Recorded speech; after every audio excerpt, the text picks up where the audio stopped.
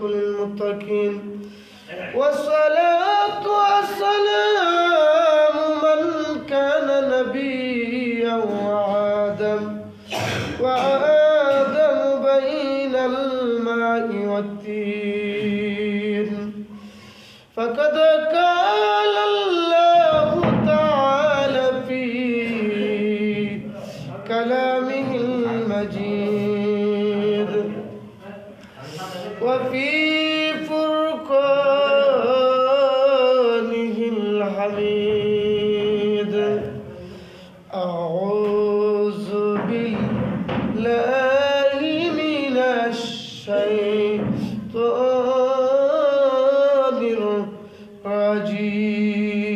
الرجيم بسم الله الرحمن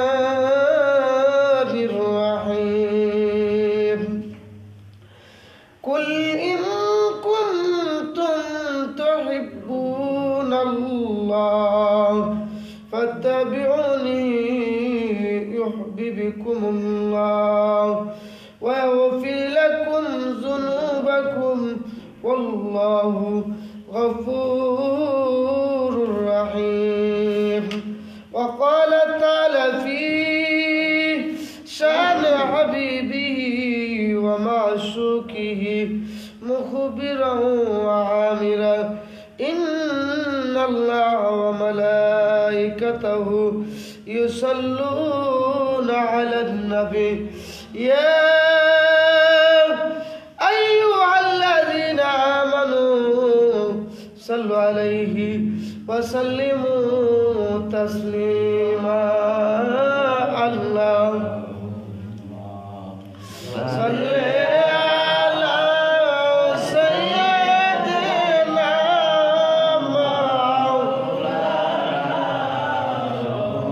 محمد وعلى آله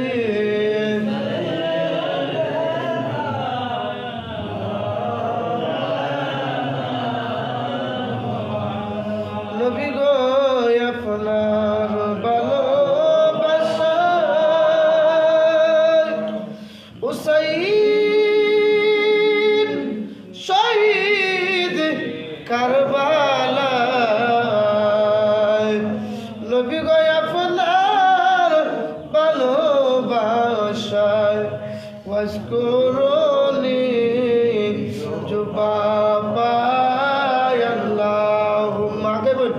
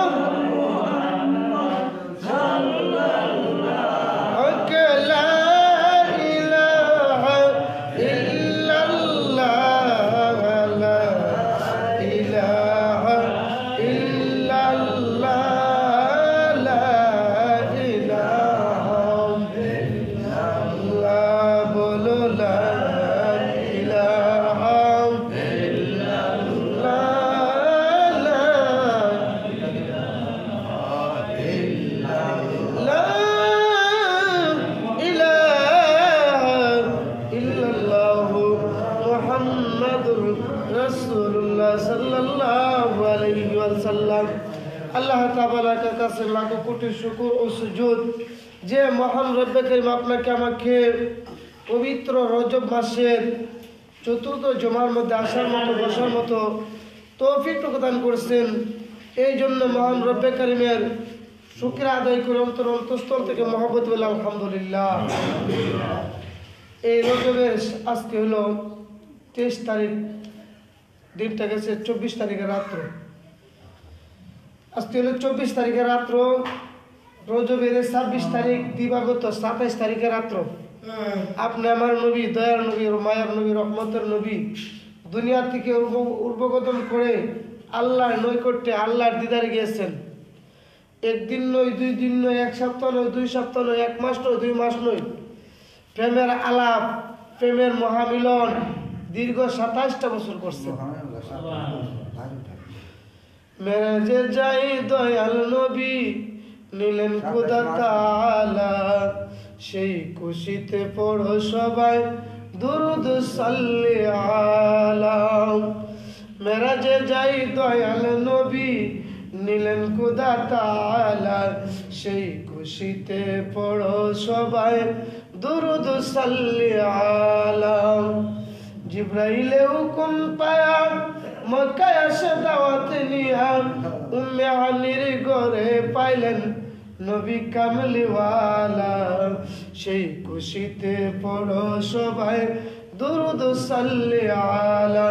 হযরত জিবরাইল আমিন আপনি আমার নবীকে যখন উম্মে হানির ঘরে পাইলেন, আপনি আমার নবী দয়ার নবী বিশ্রাম করতেছেন, বিশ্রাম অবস্থায় যখন দেখলেন হযরত জিবরাইল আলাইহিস সালাতু ওয়াস সালাম, আমরা তো মানুষ, একজন মানুষকে যখন আরেকজন ডাক দেয় ঘুমের ঘরে এমন ভাবে জোরে জোরে কর্কশ ভাষা আওয়াজ দেয়, তাকে ঘুম থেকে জাগায় দেয়, কেমন আদব দেখাইছেন হযরত জিবরাইল আমিন।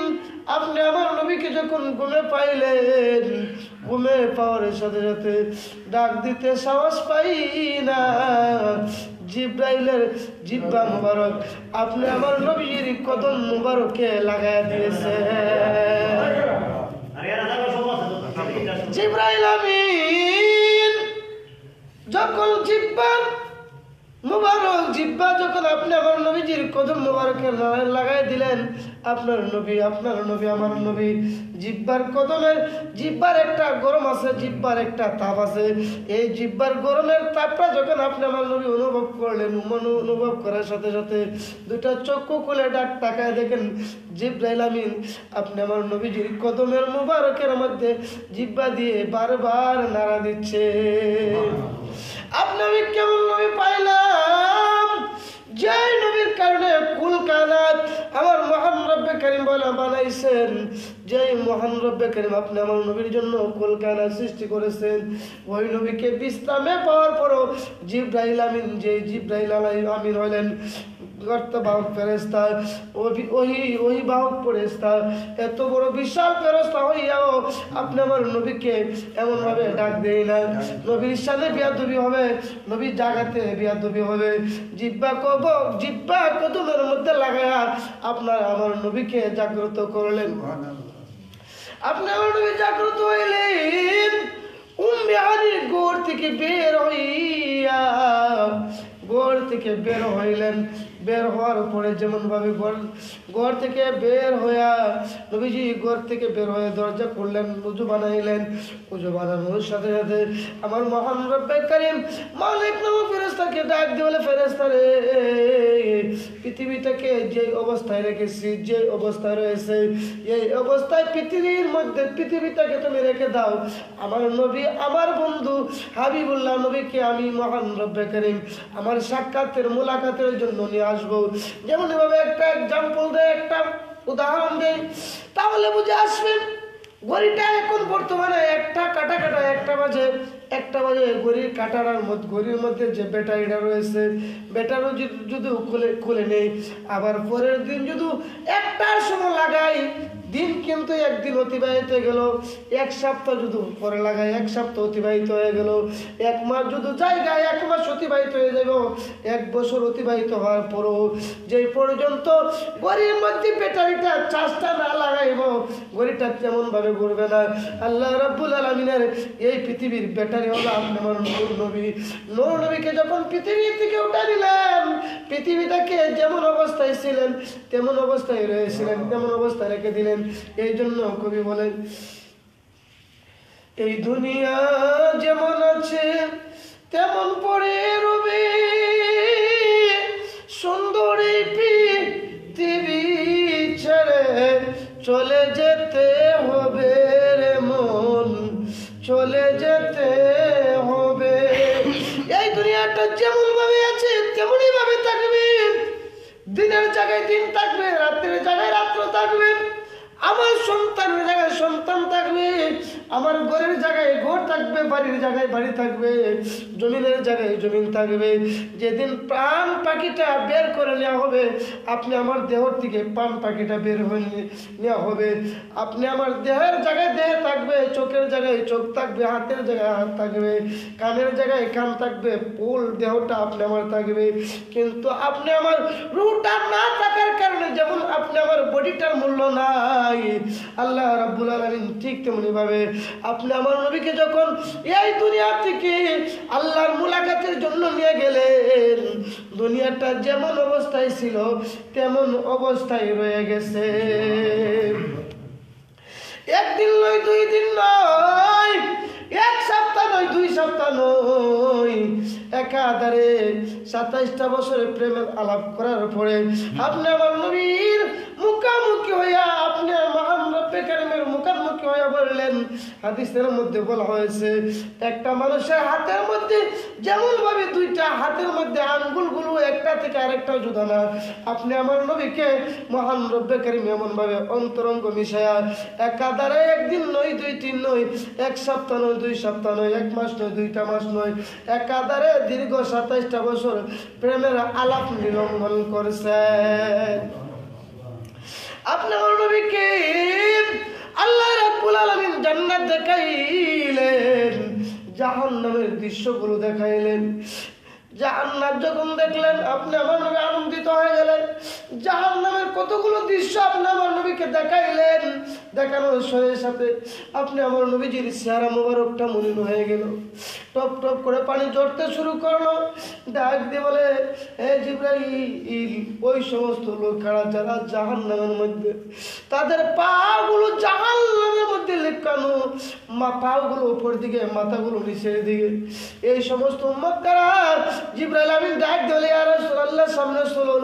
আপনি আমার নবী আবার কিছুক্ষণ পরে সামনে চললেন। সামনে চলার সাথে তাকায় দেখে একদল লোক পাহাড়ের মতো, তাদের পেটগুলো, তাদের দাঁতগুলো নাভি পর্যন্ত আসছে, এমন ভয়ঙ্কর স্রোত, এত ভয়ঙ্কর আকৃতি। জিবরাইল আমিনকে ডাক দিলে, হে জিবরাইল আমিন ওরা কারা? আপনি আমার নবীকে জিবরাইল বলে, ইয়া রাসূলুল্লাহ আর একটু সামনে চলুন। আপনি আমার নবী আবার সামনের দিকে চলতে শুরু করলেন। এমন সময় তাকায় দেখে একদল লোক নিজের চামড়া, নিজের গোশতগুলো নিজে কামড়ায় কামড়ায় খাচ্ছে। আমার নবী ডাক দিলে, জিবরাইল, ওই সমস্ত উম্মত কারা, ওই সমস্ত বান্দা কারা? আমার নবী জিবরাইল আলাইহিস সালাম বলেন, ইয়া রাসূলুল্লাহ আরেকটু সামনের দিকে চলেন। আবার যখন সামনের দিকে চললেন, তাকায় দেখে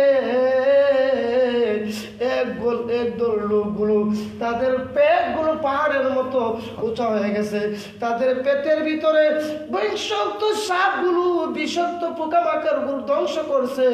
ধ্বংস করার কারণে তারা এই পাহাড়ের নিত্যস্থলে চলে যাচ্ছে। আবার তাদেরকে উঠানো হয়েছে, এমন অবস্থায় তাদেরকে সাজা দিচ্ছে। আমার নবীর ডাক দিলে, জিবরাইল, ও জিবরাইল রে, ওই সমস্ত উম্মত খারাপ যাদেরকে এরকম ভয়াবহ অবস্থা দেওয়া হচ্ছে। আমার নবী যখন এই দৃশ্যগুলো দেখলেন, চক্ষু মুবারক দিকে পানি জোর জোর করে ঝরতে শুরু হয়ে গেল। আমার নবী কান্দে। জিবরাইল আলাইহিস সালাম আপনি আমার নবীকে সামনের দিকে চলায়। আমার নবী ডাক দিয়ে বলে, জিবরাইল, ও জিবরাইল, ওই সমস্ত উম্মত কারা, একদল দুই দল নয়, এমন ভাবে 12টা দলকে আপনি আমার নবীকে দেখাইলেন জাহান্নামের দৃষ্টান্তগুলো। এমন ভাবে শুধু পুরুষদেরকে দেখাই না, মহিলা 8 প্রকার মহিলাকে দেখাইলেন। এমন অবস্থায়, এমন ভয়ঙ্কর সুরত অবস্থা, তার মধ্যে একদল মহিলা নিজের শরীরের চামড়া নিজেগুলো চামড়ায় খাচ্ছে, একদল মহিলা নিজের শরীরটা আগুনের কেসি দ্বারা নিজের শরীরটা ভক্ষণ করছে, আরেকদল মহিলা তাদের পাগুলো উপর দিকে, মাথাগুলো নিচের দিকে জাহান্নামের আগুন দাউ দাউ করে জ্বলছে। এমন ভয়ঙ্কর দৃশ্যগুলো দেখিয়া আপনি আমার নবী জিবরাইলকে ডাক দিলে, জিবরাইল ওই সমস্ত লোক খারাপ, ওই সমস্ত পুরুষ খারাপ, ওই সমস্ত উম্মত কোন কারণে আজকে এমন ভয়াবহ অবস্থা। প্রথমবার ডাক দিলে, ইয়া রাসূলুল্লাহ, ইয়া হাবিবাল্লাহ, প্রথমবার যে লোকগুলো দেখলাম তাদের পায়ের মধ্যে জাহান্নামের শিকলগুলো পরানো, আর তাদের নিচেগুলো জাহান্নামের তাপ হাঁটু পর্যন্ত, জাহান্নামের আগুনগুলো হাঁটু পর্যন্ত জ্বলছে। তারা কারা জানেননি? তারা হইল ওই সমস্ত ব্যক্তি, আপনার ওই সমস্ত উম্মত দুনিয়ার বুকে যারা মিথ্যা কথা বলতো, সত্যকে মিথ্যা বানাইতো, মিথ্যাটাকে সত্য বানাইতো। এই অপরাধ করার কারণে তাদেরকে এমনভাবে শাস্তি দেওয়া হয়েছে। ইয়া রাসূলুল্লাহ, তারা দুনিয়ার বুকে নামাজ পড়তো, রোজা রাখতো, হজ করতো, জাকাত দিত, আপনি রাসূলের বিধিবিধানগুলো মানতো, কিন্তু সত্যটাকে সত্য বলে স্বীকৃতি দিত না, মিথ্যাটাকে মিথ্যা বলে স্বীকৃতি দিত না। এই অপরাধের কারণে আজকে তাদেরকে এই অবস্থার মধ্যে রাখা হচ্ছে। আমি আমার নবী ডাক দিলে, জিবরাইল, তারপর দেখলাম একদল লোক পাগুলো উপরের দিকে, মাথাগুলো নিচের দিকে, আর তাদেরকে কতগুলো বিষ্ঠগুলো দংশন করছে। তারা খারাপ। আমার নবী ডাক দিয়ে বলে, জিবরাইল ডাক দিয়ে বলে, ইয়া রাসূলুল্লাহ, ইয়া হাবিবাল্লাহ, তারা ওই সমস্ত লোক যারা দুনিয়ার বুকে সুদের ব্যবসা করতো, সুদ লাগাইতো, সুদের টাকা দিয়ে দুনিয়ার বুকে সুদের টাকা দিয়া ব্যবসা বাণিজ্য করছে, সুদের টাকা দিয়া তারা দুনিয়ার বুকে ধন দৌলত জমাইছে। তাদের ওই ধন দৌলত গুলো এমনভাবে ধন দৌলত গুলো, যে পেটটা দেখতেছেন ওই পেটটা হলো তাদের ধন দৌলত, আর ওই ধন দৌলত থেকে তাদেরকে আল্লাহ রাব্বুল আলামিন বিষাক্ত যে পোকামাকড় গুলো দেখতেছেন, ওই ধন দৌলত দিয়ে তারা গ্রাস করলো, স্বাদ গ্রহণ করলো, মজা ভক্ষণ করলো। ওই মজার স্বাদগুলো তাদেরকে বিষাক্ত হইয়া তাদেরকে সুফল মারতেছে। একটা সুফল মারে 70 গজ নিচে জাহান্নামের তলি দেশে চলে যায়, আবার এখান থেকে তাদেরকে উদ্ধার করে উঠানো হয়। আবার তাদের কেমনভাবে বিষাক্ত সাপগুলো, বিষাক্তগুলো এমনভাবে দংশন করে, এমনভাবে কিয়ামত পর্যন্ত তাদেরকে দংশন করা হবে, যে পর্যন্ত তাদের এই পাপের কর্মগুলো, পাপের যতটুকু কর্ম, যতটুকু প্রাপ্যগুলো পরিপূর্ণ না হবে, সে পর্যন্ত তাদেরকে এরকম শাস্তি দেওয়া হবে। তবে তারা তাদের জবান দ্বারা আপনার রসুলের কালিমা মুবারক গ্রহণ করেছে। এই কালিমার খাতিরে একদিন না হোক আরেকদিন সে জান্নাতে প্রবেশ করবে।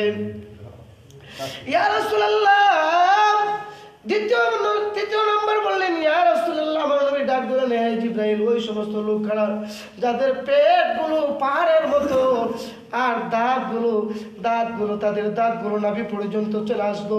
এত ভয়ঙ্কর আকৃতি, এত ভয়ঙ্কর সুরত আকৃতি ব্যক্তিগুলো খারাপ। ডাক দিয়ে বলে, দুনিয়ার বুকে 1 নম্বর হলো সুদখোর, 2 নম্বর হলো ঘুষখোর।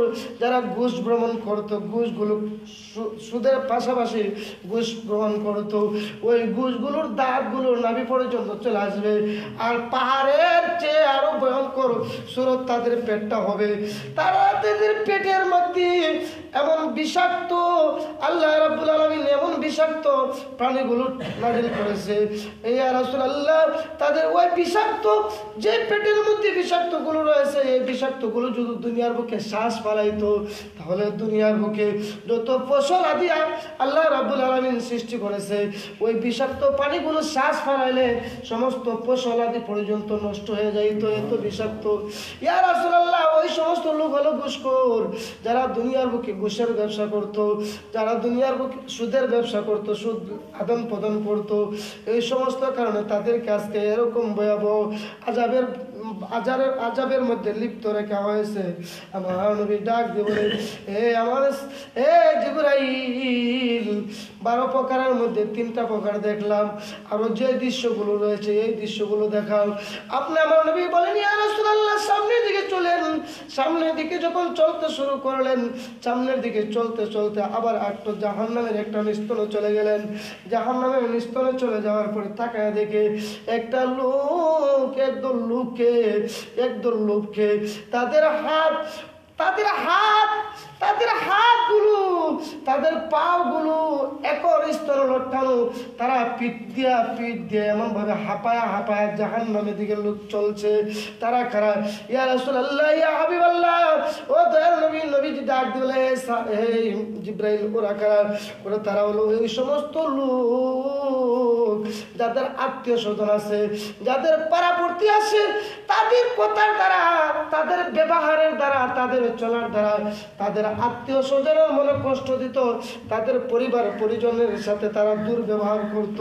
এই দুর্ব্যবহার করার কারণে তাদেরকে এমন অবস্থায়, এমন ভয়ঙ্কর শাস্তি অবস্থায় জাহান্নামের মধ্যে নিক্ষেপ করা হবে, যে পর্যন্ত তাদের আত্মীয় স্বজনের আওলাদ যে পর্যন্ত তাদের জন্য ক্ষমা চাইবে, তাদের পক্ষ থেকে মাফ না চাইবে, ততক্ষণ পর্যন্ত তাদেরকে ক্ষমা করা হবে না, ততক্ষণ পর্যন্ত তাদেরকে মুক্ত করা হবে না। যে সমস্ত পরিবারের সাথে তারা এরকম দুর্ব্যবহার করেছে, ওই পরিবারের পক্ষ থেকে যদি তাদের জন্য সান্ত্বনা দেওয়া হয়, তাদের জন্য ক্ষমা প্রার্থনা করা হয়, ক্ষমা প্রার্থনা চাইতে দেরি হবে, আল্লাহ রাব্বুল আলামিন তাদেরকে ক্ষমা করতে দেরি করবে না। ইয়া রাসূলুল্লাহ, একদল লোক তারা কারা? যারা চক্ষু থাকার পরেও দেখতে পারে না, অন্ধ অবস্থায় তাদেরকে উঠানো হয়েছে, কান আছে, কান দ্বারাও তারা শুনতে পারে না। তারা কারা? দুনিয়ার বুকে ওই সমস্ত মানুষ চক্ষু দেখার পরেও তারা ভালো দিকগুলো দেখে না, ভালো দিক দিয়ে ওই চক্ষু দিয়া আল্লাহ কোরআন কালাম, হাদিস কালাম দেখে নাই। আল্লাহর ঘর মসজিদে যখন আজানের শব্দ শোনার পর মসজিদ দেখে, মসজিদ আছে, তারপরে মসজিদে ঢুকে না। তারা আজান শোনার পর মসজিদের সাথে ভালোবাসা সম্পর্ক করে না। আজান শোনার পরেও রসুলের প্রতি মহব্বতের দরুদ পড়ে না। আজান শোনার পরেও আজানের শব্দ, তারা আজানের যে শব্দ উচ্চারণগুলো আছে, আজান দেওয়া সুন্নত, উত্তর দেওয়া হলো ওয়াজিব, ওই ওয়াজিবগুলো তারা আদায় করে না। শুধু ওয়াজিব নয়, আপনার মহান রব্বে কারীমের বিধান, আপনার রাসূলের ইতাআত তারা করে না। কুল ইন কুনতুম তুহিব্বুনাল্লাহ ফাত্তাবিউনি ইউহিব্বুকুমুল্লাহ, আপনার রাসূলের ইতাআত করার জন্য আমার মহান রব্বে কারীম বলেছেন, তারা ইতাআত করে না। আজান শোনা সত্ত্বেও তারা শাস্ত্রের মধ্যে নিযুক্ত ছিল, আজান শোনা সত্ত্বেও তারা দুনিয়ার ব্যবসার মধ্যে নিযুক্ত ছিল, আজান শোনা সত্ত্বেও তারা খেলাধুলার মধ্যে মুক্ত ছিল, তারা দুনিয়া নিয়ে ব্যস্ত রয়েছে। এই সমস্ত অপরাধের কারণে তাদেরকে আজকে অন্ধ করিয়া এমন অবস্থার মধ্যে হাসরের মাঠে, অর্থাৎ জাহান্নামের মধ্যে নিক্ষেপ করা হবে। নিক্ষেপ অবস্থায় তাদেরকে জাহান্নামে এমন অবস্থায় তাদের পরিণত হবে, যে পর্যন্ত তাদের পাপ, তাদের অপরাধগুলো মোচন না হবে, সে পর্যন্ত তাদেরকে এমন অবস্থায় জাহান্নামের মধ্যে নিক্ষেপ করা হবে। এমন ভাবে 12টা প্রকার পুরুষ আর 8 প্রকার মহিলা। 8 প্রকার মহিলার মধ্যে 1 প্রকার মহিলা নিজের শরীর নিজে কামড়ায় খাইব, নিজের শরীর নিজে কামড়ায় খাইব, নিজের শরীর আগুনের কেসি দ্বারা কাটব। আবার একদল মহিলা চুলগুলো লটকানো থাকবো, জাহান্নামের আগুনগুলো দাউ দাউ করে জ্বলবো। এমন 8 প্রকার মহিলা 8 সুরতের মধ্যে জাহান্নামের মধ্যে দেখলেন। দেখার পরে আপনি আমার নবী যখন মেরাজ থেকে দুনিয়ার বুকে আসলেন, আসার পরে কাতুনে জান্নাত মা ফাতেমা রাদিয়াল্লাহু তাআলা আনহা যখন বাবার মোলাকাত হলে, সাক্ষাৎ হলেন, সাক্ষাৎ হওয়ার সাথে সাথে মা ফাতেমাকে দেখে আপনি আমার নবী হাউ মাউ করে কান্না শুরু করে দিলেন। আপনি আমার নবী অন্য দিন হাসেন, ফাতেমা দেখলে আনন্দ উল্লাস করে। মেরাজ রজনী থেকে যখন প্রথম সাক্ষাৎ হলো, খাতুনে জান্নাত মা ফাতেমা রাদিয়াল্লাহু তাআলা সাথে সাক্ষাৎ হলো। আপনি আমার নবী হাউ মাউ করে কান্না শুরু করে দিলেন। কান্নার কারণে ফাতেমা খাতুনে জান্নাত মা ফাতেমা ডাক দিয়ে বলে, বাবা এর রহস্য বুঝলাম না, এর বেদ বুঝলাম না। মেরাজ শরীফ থেকে আসলেন, শুনলাম এই সুসংবাদ শুনিয়া আমি মা ফাতেমা ঘরে স্থির না তাকিয়ে আপনার সাক্ষাতে মোলাকাতে চলে আসলাম। আমি ফাতেমার সাক্ষাতে আসাতে আমি ফাতেমাকে দেখে আপনি দিয়ে হাউমা করে কান্না শুরু করে দিলেন। তার রহস্য, তার বেদ কিন্তু আমি বুঝলাম না। আমার নবী ডাক দিয়ে বলে, ফাতেমা আমি মহান রব্বে কারিমের দিদারে যখন গেলাম, জাহান্নামের মধ্যে 8 প্রকার মহিলা দেখলাম। তাদের দৃশ্যগুলো তুমি ফাতেমাকে দেখার সাথে সাথে আমার ওই দৃশ্যগুলো কল্পনা জল্পনা শুরু হয়ে গেছে। এই দৃশ্যগুলো দেখে আমি আর কান্না থামাইতে রাখতে পারলাম না, এই জন্য কাঁদি। মা ফাতেমা বলে, বাবা গো এই দৃশ্যগুলো কি, এই দৃশ্যগুলো কি? আপনি আমার নবী একে একে করে বর্ণনা করতে শুরু করলেন।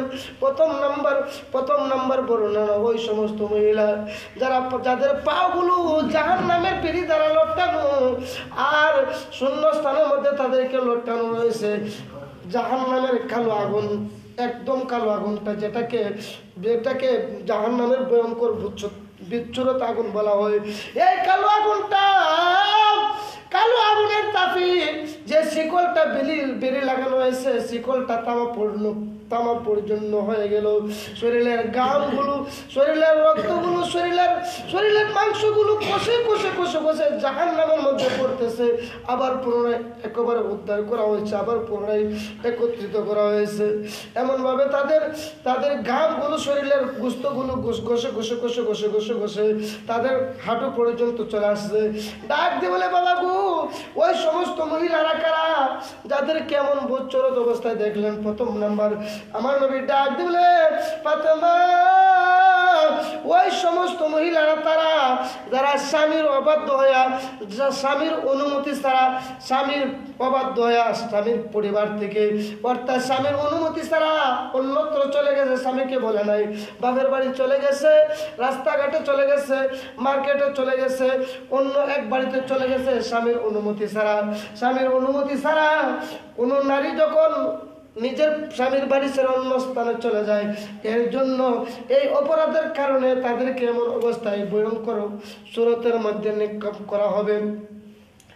এই অবস্থা যখন বললেন, মা ফাতেমা ডাক দিয়ে বলে, বাবা গো আমিও তো আলীর বাড়িতে অনেক সময় না বলে আসি, তার জন্য এমন অবস্থা হবে নি। না, তোমার স্বামী তো তোমার প্রতিও সন্তুষ্ট না, তোমার সাথে সদা সর্বদা সন্তুষ্ট থাকে।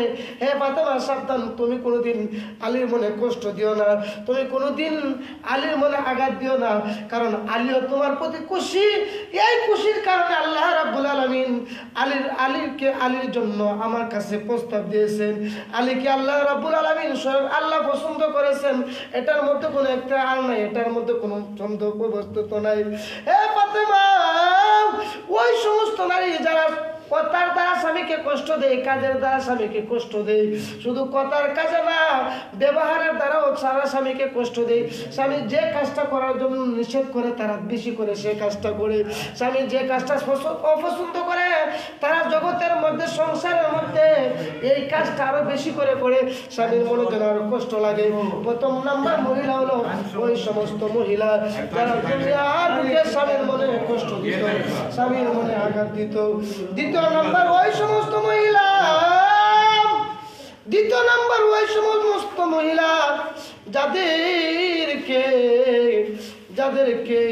যাদের শরীরগুলো নিজের আগুনের কিস্তি দ্বারা কাটতেছে, তারা কারা? ঢাক দিয়ে বলে, স্বামীর অনুমতি ছাড়া স্বামীর দন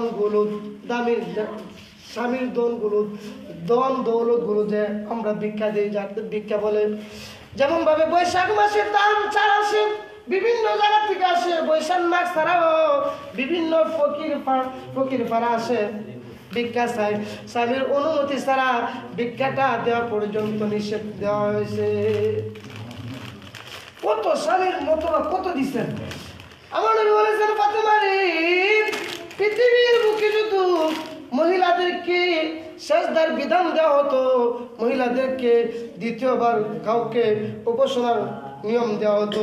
তাহলে আমি নবী বলতাম, আমার মহান রব্বে কারিম জানাই দিয়েছেন, আমার মহান রব্বে কারিম বলে দিয়েছেন, তারা যেন তাদের মহিলাগুলো যেন তাদের স্বামীর পায়ের নিচে স্বামীকে সেজদা করে, অর্থাৎ স্বামীকে তারা ভোজন করে।